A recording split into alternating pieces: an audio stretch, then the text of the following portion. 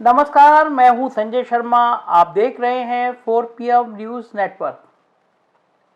जिनका विरोध करते हैं, जिनके लिए नारे लगाते हैं, पता नहीं आपको कब उनको गले लगाना पड़ जाए। अगर वो ताकतवर हैं, अगर वो पूंजीपति हैं और अगर वो सामर्थ्यवान हैं। बात करेंगे राजनीति की। उससे पहले कदम गोडवी की कविता है, मैं भी देख रहा था तो मुझे बड़ी अच्छी सी याद आई कविता। सुनिए आप भी। मतलब कुछ कभी कभी कविताएं जो होती हैं बहुत बड़ा संदेश देती हैं। अदम गोडवी की कविता है, जिस्म क्या है रूह तक सब कुछ खुलासा देखिए।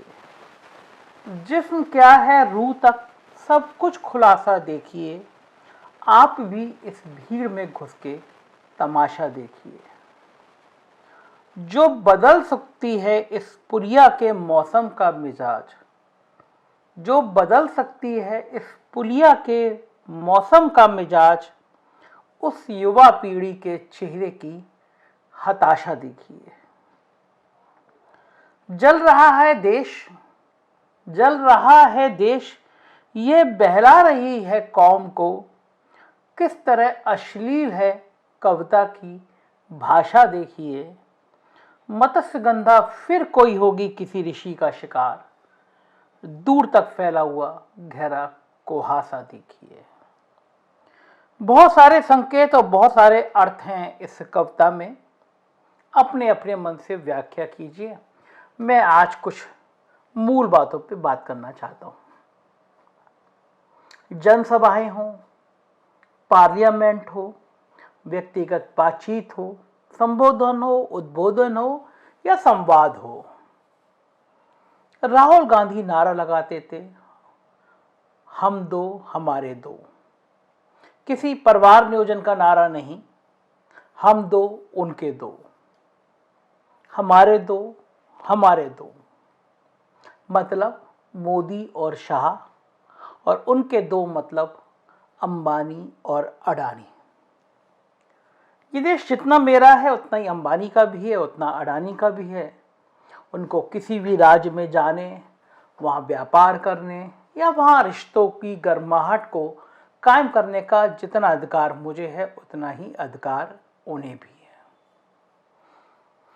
मगर मुझे कल राजस्थान की तस्वीरों ने साबित करा दिया, एहसास करा दिया कि दुनिया के नंबर 2 के पैसे वाले इस शख्स के आगे अब भारत में सब कुछ नतमस्तक है। चाहे वो सत्ता हो और चाहे वो विपक्ष हो, सब नौटंकी के पात्र हैं अडानी के आगे। लंबे समय तक कांग्रेस अडानी को लेकर हमलावर थी। कहती थी कि बहुत छोटी पूंजी से व्यापार शुरू करने वाले अडानी ने ऐसा क्या जादू कर दिया कि 2014 से जब से मोदी जी प्रधानमंत्री बने तब से उनके व्यापार ने इतनी इतनी इतनी आमदनी करी कि वो दुनिया के सबसे बड़े पैसे वालों में शुमार हो गए, नंबर 2 की स्थिति में आ गए। हजारों करोड़ रुपए रोज की आमदनी है अडानी की। कांग्रेस कहती थी कि 2014 में मोदी जी के चुनाव प्रचार का खर्चा अडानी ने दिया। जिन 5-5, 6-6 जहाज मोदी जी की सेवा में लगे रहते थे वो अडानी के थे। और बदले में सरकार बनने के बाद अडानी जी ने दोस्ती का कर्ज मांगा और दोस्ती का हिसाब मांगा। मोदी जी ने दोस्ती का कर्ज अदा किया और व्यापार बहुत तेजी से फैला दिया। शायद ही कोई क्षेत्र ऐसा हो जिसमें अडानी का कारोबार फैला ना हो, और शायद ही कोई राज्य ऐसा ना हो जिसमें अडानी की निगाह पड़ी हो और पूरा राज्य के अफसर और नेता अडानी के आगे बिछ ना गए हों। एक शख्स, जादूगर शख्स, पूंजी का इतना बड़ा अंबार। अडानी और अंबानी अमीर होते गए और हमारा देश गरीब होता चला गया। नई रिपोर्ट आई है, उसमें लिखा है कि कितने अरब लोग दुनिया भर में गरीबी रेखा से नीचे आ गए और भारत के भी करोड़ों लोग गरीबी रेखा में, भुखमरी की रेखा में आ गए। सरकार को 80 करोड़ लोगों को 2 वक्त का अनाज देना पड़ रहा है। 80 करोड़ मुल्क की आबादी 2 वक्त की रोटी नहीं जुटा पा रही है। दवाएं, घर और बाकी चीज़ें बाद की हैं, मगर अंबानी और अडानी नए नए साम्राज्य खड़े करते जा रहे हैं। रिपोर्ट आई थी कि अगर 2024 में मोदी जी को सत्ता नहीं मिली तो अडानी के लिए परेशानी पैदा हो जाएगी। सरकार दूसरी आ गई, मतलब कांग्रेस और विपक्ष की आ गई, तो अडानी को देश छोड़ के भागना पड़ जाएगा और फिर देश की अर्थव्यवस्था डूब जाएगी। मगर ये बातें हैं, इन बातों का क्या हजूर। राजस्थान की कल की तस्वीर देखिए, अशोक गहलोत के और राहुल गांधी के भाषण देखिए, अडानी का प्यार देखिए और किस तरह अडानी के चरणों में कांग्रेस के मुख्यमंत्री बिछ रहे हैं, ये देखिए अशोक गहलोत की थोड़ी सी प्यार भरी बातें, जिसमें वो अडानी जी, अडानी भाई जी कह के बात कर रहे हैं। थोड़ा सा वीडियो गहलोत साहब की बातों का देखिए। पहले काम एडवांस में कर दिया गया कमिटेड एंड डिलीवर्ड थीम के साथ में। पहले ही आप ये काम करें जिससे सरकार अपना काम करने लग जाए। 11 लाख करोड़ के मैं समझता हूं कि एमओयू एलओई कब स्थगित होना या करार होना, मैं समझता हूँ बहुत शुभ संकेत है। और वास्तव में अगर ये लागू हो जाते हैं, जो कि संभव नहीं होता है फ्रेंकली स्पीकिंग। गौतम भाई बैठे हैं, गुजरात के अंदर भी नरेंद्र मोदी जी ने बहुत गुजरात वाइब्रेंट किए थे, और मेरे ख्याल से, मुझे पता नहीं एक्चुअल में, पर जो सुनते थे 15, 20, 25% समझ रहा। गुजरात की बात भी कर रहे थे गौतम भाई। गुजराती तो देखिए आजादी के पहले से ही बहुत सक्षम रहे हैं। आपके वहां तो टेक्सटाइल उद्योग और क्या क्या इंडस्ट्री, औद्योगिकरण जो मैं समझता हूँ कि आजादी के पहले से ही गुजरात में बहुत ज्यादा रहा है। गुजरातियों का माइंड ही व्यापारिक माइंड रहा है शुरू से ही, और इसीलिए सक्षम राज्य रहा है। आर्थिक रूप से संपन्न राज्यों में महाराष्ट्र, गुजरात, ज्यादा गुजरात समझ लीजिए, हमेशा रहा है। सुना आपने, अशोक गहलोत ने कहा अंबानी हो, अडानी हो, जय शाह हो, जो भी उद्योगपति हो उसका स्वागत है। राजस्थान के इन्वेस्टर समिट में उन्होंने लंबे चौड़े इन्वेस्टमेंट के वादे किए हैं। 60,000 करोड़ का वादा किया है कि वो इन्वेस्ट करेंगे, और इस तरह के इन्वेस्टमेंट पे हर उद्योगपति का स्वागत किया जाना चाहिए। जाहिर है कि जब अडानी का स्वागत इस तरह गहलोत करेंगे तो हंगामा होगा। बीजेपी आईटी सेल के मुखिया अमित मालवीय ने ट्वीट किया और हमला बोला। भाव ये था कि जिनको अब तक कांग्रेस के लोग धमकाते रहते थे, बदनाम कहते रहते थे, अब गहलोत ने उन अडानी को बुलाकर एक संकेत दे दिया कि वो गांधी परिवार के खिलाफ विद्रोह कर रहे हैं।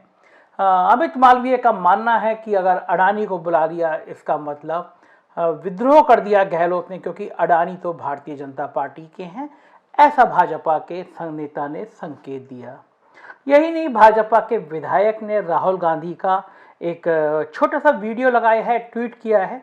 इस वीडियो को भी सुनिए, राहुल गांधी क्या कह रहे हैं पार्लियामेंट में। जो भी हिंदुस्तान में होता है उधर अडानी जी दिखाई देते हैं। जहां भी देखो भैया 2 लोग दिखेंगे आपको, अडानी जी, अंबानी जी।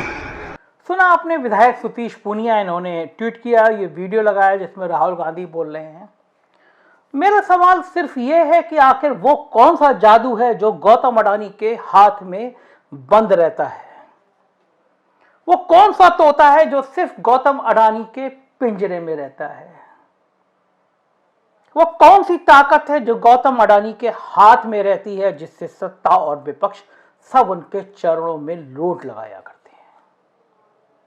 क्या इस देश का सबसे ताकतवर शख्स एक पूंजीपति हो गया है जिसके सामने सत्ता और विपक्ष बौने हो गए हैं? क्या ये लोकतंत्र है जिसमें एक पूंजीपति इतना ताकतवर हो जाए कि वो सत्ता और विपक्ष को अपनी उंगलियों पे नचा सके और कह सके कि जहां मैं जो चाहूंगा वही करूंगा, कम से कम अडानी के साम्राज्य की कुछ कुछ तस्वीरें तो यही संकेत देती हैं। राहुल गांधी ने सफाई दी, सुप्रिया श्रीनेत आई उनकी तरफ से। राहुल गांधी ने कहा कि उन्होंने इन्वेस्टमेंट के लिए कहा था, कोई भी सीएम 60,000 के इन्वेस्टमेंट को मना नहीं करेगा, हम उन्हें कोई अतिरिक्त सुविधा देने नहीं जा रहे हैं, नियमानुसार जो काम होंगे। राहुल गांधी जी, ऐसा नहीं होता। देश का कोई आईएएस, कोई आईपीएस, कोई बड़ा ब्यूरोक्रेट ऐसा नहीं है जो अडानी के प्रोजेक्ट में लीगल, इनलीगल, सही, गलत किसी चीज का विरोध करने की हिम्मत करता हो, क्योंकि अब देश अडानी हो गया है। अडानी की ताकत, अडानी के पैसे की ताकत, अडानी की सत्ता की ताकत, अडानी की राजनीति की ताकत ने देश को बौना कर दिया है। उम्मीद थी, देश के लोकतंत्र को उम्मीद थी कि अगर सरकार बदलेगी तो आप सवाल करेंगे कि ये दो पूंजीपति जिनका आप सालों से विरोध करते रहे हैं, इनको किस तरह ठेके मिले, इनका कारोबार किस तरह बने, इनको बंदरगाह कैसे मिले, इनको एयरपोर्ट कैसे मिले, आप इसकी जांच कराएंगे। और आज राहुल गांधी ने कह दिया कि हम कारपोरेट के खिलाफ नहीं है, हम कारपोरेट के साथ हैं। मतलब इस देश के हजारों, लाखों, करोड़ों मजदूरों और गरीबों की बात अब कोई नहीं करेगा। देश अब कारपोरेट की बात करेगा, देश अब उद्योगपतियों की बात करेगा। तो कौन सवाल उठाएगा कि देश के एयरपोर्ट औने पौने दामों में कैसे बिके, तो कौन सवाल उठाएगा कि देश के बंदरगाह औने पौने दामों में कैसे बिके, और कौन सवाल उठाएगा कि हजारों हजारों करोड़ के ठेके अडानी को ऐसे ही दे दिए गए। मेरे एक मित्र ने बताया कि उत्तर प्रदेश के इलाहाबाद में, छोटा सा उदाहरण दे रहा हूं, सफाई जो सीवरेज का प्लांट होता है, 1000 करोड़ का ठेका, छोटा सा ठेका, वो भी अडानी को। शर्त उसमें लगी है कि अगर ज्यादा बारिश से पानी आ गया तो हम जिम्मेदार नहीं है। ऐसी तमाम शर्तें अफसर अडानी के एक छोटे से कर्मचारी के इशारे पर लगा दिया करते हैं, क्योंकि अब इस देश में जो अडानी कहे वही सही। सारी आवाजें खत्म करनी है। ममता बनर्जी की एक नेता, बड़ी नेता, 5 ब्रांड नेता अडानी के खिलाफ लगातार ट्वीट कर रही थी। अडानी जी एक दिन चाय पीने गए और उन ममता बनर्जी ने उस नेता से कहा कि अडानी के खिलाफ जितने ट्वीट किए गए हैं सब डिलीट कर दो, और सारे ट्वीट डिलीट हो गए। अडानी जी राजस्थान पहुंचे और राहुल गांधी की भाषा बदल गई। मेरे एक मित्र ने बताया कि आपको पता है कि भूपेश बघेल की सबसे बड़े कारोबारी मदद अडानी करते हैं। और इस मित्र ने मुझे यह भी बताया कि यूपी कांग्रेस ने चुनाव लड़ने का जो पैसा आया वो अडानी ने दिया। मैं नहीं जानता कि इन आरोपों में कितनी सच्चाई है, लेकिन मैं ये जानता हूं कि मेरा जो सोर्स है वो लगभग आज तक गलत साबित नहीं हुआ। मुझे ये तो पता चला था कि उत्तर प्रदेश में कांग्रेस के पास बहुत बड़ा फंड आया है और बाया छत्तीसगढ़ आया है, और उसमें भी बहुत धांधली हुई है। प्रियंका गांधी के 1-2 दुलारे हैं, उन्होंने भयंकर धांधली की है, लेकिन वो पैसा अडानी का है ये मुझे अब पता चला। हालांकि इस बात की पुष्टि कोई नहीं करेगा, क्योंकि ये पैसा, सारा पैसा रिकॉर्ड में नहीं होता। नोटबंदी के बाद सारा कैश पैसा, सारा कच्चा पैसा ऐसी बड़े उद्योगपतियों के पास होता है। कोई आवाज नहीं उठाएगा। एनडीटीवी एक ऐसा चैनल जिसकी पत्रकारिता पे भरोसा था, 29% अडानी जी ने खरीद लिया। क्विंट जैसे संस्थान अडानी जी के हो गए। तो क्या अब लोकतंत्र में सब कुछ अडानी में हो जाएगा? मैं फिर कह रहा हूं, मैं अडानी का विरोधी नहीं हूं, मैं किसी भी उद्योगपति का, राहुल गांधी की तरह मैं भी विरोधी नहीं हूं। मैं भी ये नहीं कहता कि आप कारपोरेट को नहीं बढ़ना चाहिए, क्योंकि किसी भी देश की अर्थव्यवस्था में उद्योगपति एक प्रमुख भूमिका अदा करते हैं। मैं चाहूंगा कि अगर मैं उत्तर प्रदेश रहता हूं तो अडानी यहाँ पे और निवेश करें, लेकिन मैं चाहूंगा कि जब इलाहाबाद में ठेका हो तो उस ठेके की शर्तें ऐसी ना बनाई जाए कि अडानी की कंपनी ही ले सके, और जब गंगा एक्सप्रेसवे बनना हो तो उस एक्सप्रेसवे की भी शर्तें ऐसी ना बनाई जाएं तो सिर्फ अडानी की कंपनी ले सके, और देश में किसी भी ठेके की शर्त ऐसी नहीं बनाई जाए जिस शर्तें केवल अडानी समूह ही पूरा कर सके। ये लोकतंत्र के लिए शुभ संकेत नहीं है, ये राजनीति के लिए शुभ संकेत नहीं है। बहुत सारे देश में अंबानी आते हैं, अडानी आते हैं, लोकतंत्र जिंदा रहता है। अडानी एक बहुत बड़े उद्योगपति हैं, तो उन्हें व्यवस्था करनी चाहिए कि जो 80 करोड़ लोग 2 वक्त की रोटी नहीं खा पा रहे हैं, पहला प्लान ये होना चाहिए अडानी का कि मैं दुनिया का नंबर 2 का पैसे वाला हूं, तो इन 80 करोड़ के लोगों के रोजगार, इनको 2 वक्त की कैसे रोटी मिले, मैं इसका प्लान करूं, इसकी योजना बनाऊं। शरीर नश्वर है, आपको ढलना है, आपको जाना है, अंत सबका है। एक बड़ी लकीर खींचिए, एक बड़ा बड़ा नाम कीजिए, पैसा कमा लिया, अब देश को संभालिए। ये राजनेता होते ही भ्रष्ट, किसी के नहीं होते, सबको पता है। अडानी जैसा उद्योगपति राजनेताओं को उंगलियों पर नचा सकता है, यह भी सबको पता है। तो क्या इस लोकतंत्र में कोई बचा जो अडानी पर सवाल कर सकता है? क्या न्यायपालिका इतनी ईमानदार बची जो अडानी की भूमिका की जांच कर सकती है? क्या तंत्र इतना मजबूत बना जो अडानी पर सवाल खड़ा कर सकता है? ढेरों सवाल है, मैं आपके लिए छोड़ जा रहा हूं, आपके बीच के लिए छोड़ जा रहा हूं। कमेंट बॉक्स में बताइएगा आपकी राय क्या है। लेकिन आज साबित हो गया, अंबानी और अडानी जितने मोदी के हैं उतने ही राहुल के हैं। तो कोई गफलत किसी से मत पालिए, अब देश बदल रहा है, ये आज़ादी का अमृत महोत्सव है। शुक्रिया।